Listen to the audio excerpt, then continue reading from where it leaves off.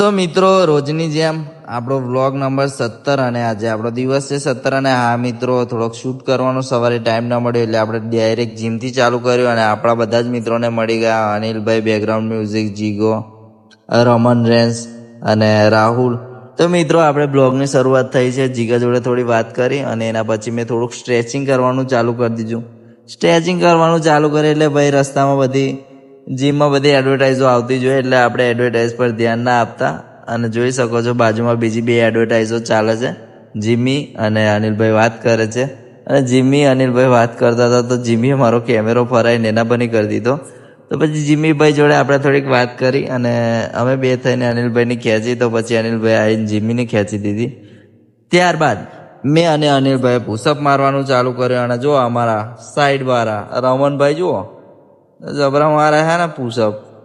અમે પુશઅપ મારતા હતા ને રમણભાઈ થોડીક એક્સરસાઇઝ કરતા હતા લેગની, જોઈ શકો છો. પછી થાકી ગયા એટલે મૂકી દીધું. એના પછી આપણે મળ્યા જીતુભાઈ જોડે. જીતુભાઈ આ પેલું શું કહેવાય ઓપરેશન કરાવી દીધું છે આંખની ઉપરનું. જીતુભાઈના આંખ પર મસો હતો એટલે જીતુભાઈ ઓપરેશન કરાવી દીધું. એના પછી સ્માર્ટ દેખાવા મળ્યા. એના પછી આપણે ચેસ્ટની એક્સરસાઇઝ ચાલુ કરી દીધી. 2 દિવસના ગેપના લીધે આપણાથી વાગતું નહોતું. અને અહીંયા જીમી અને એમના પરમ મિત્ર બંને બાયસેપ મારતા હતા. એના પછી આ તો આપણો મોબાઈલ લઈને મંડી જ પડે ભાઈ, બેકગ્રાઉન્ડ મ્યુઝિક. પછી મેં થોડા ચેસ્ટના ડમ્બલ મારવાના ચાલુ કર્યા.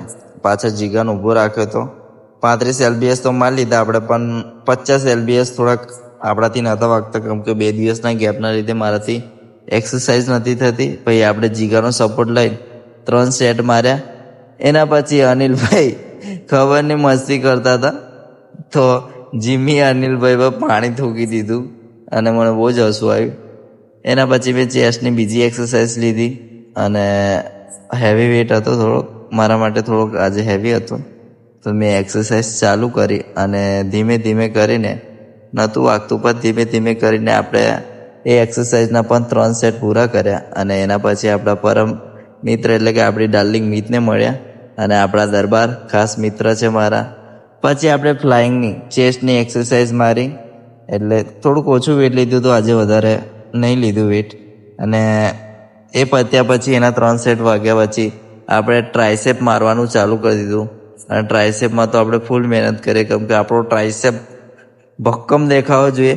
તો મિત્રો, વધુ નામ બોલતા આપણો અહીંયા બ્લોગને વિરામ મૂકીએ છીએ.